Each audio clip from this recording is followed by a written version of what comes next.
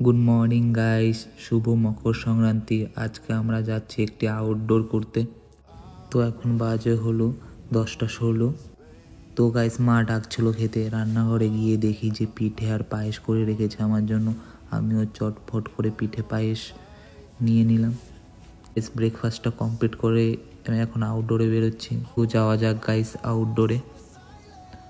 তো গাইস আমি সাইকেল নিয়ে বেরিয়ে পড়লাম। আমার সাথে আরেকজনও যাবে, তোমাদেরকে পরে দেখাচ্ছি সে কে।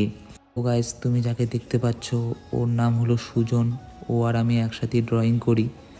ওকে আমি বলেছিলাম 10:30টার দিকে আসতে, ও আসছে 11টার দিকে। যাই হোক, ওকে আর আমি কিছু বললাম না।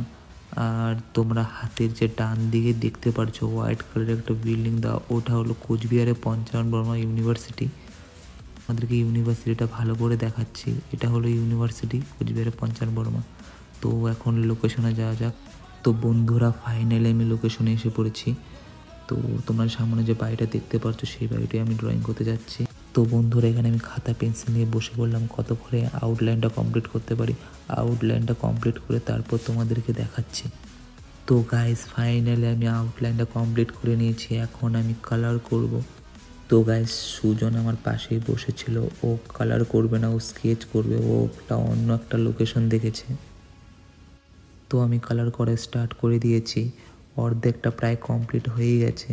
অর্ধেকটা করতে মিনিমাম আমার 1 ঘন্টার মতো টাইম লেগে গিয়েছে। আরও অর্ধেকটা বাকি আছে। বন্ধুরা পুরোটা কমপ্লিট করে তারপর তোমাদেরকে দেখাচ্ছি ড্রয়িংটা।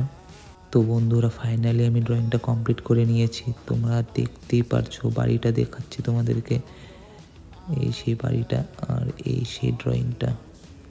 তো বন্ধুরা ভিডিওটি যদি অবশ্যই ভালো লাগে তো like, comment, share and subscribe করে দিও।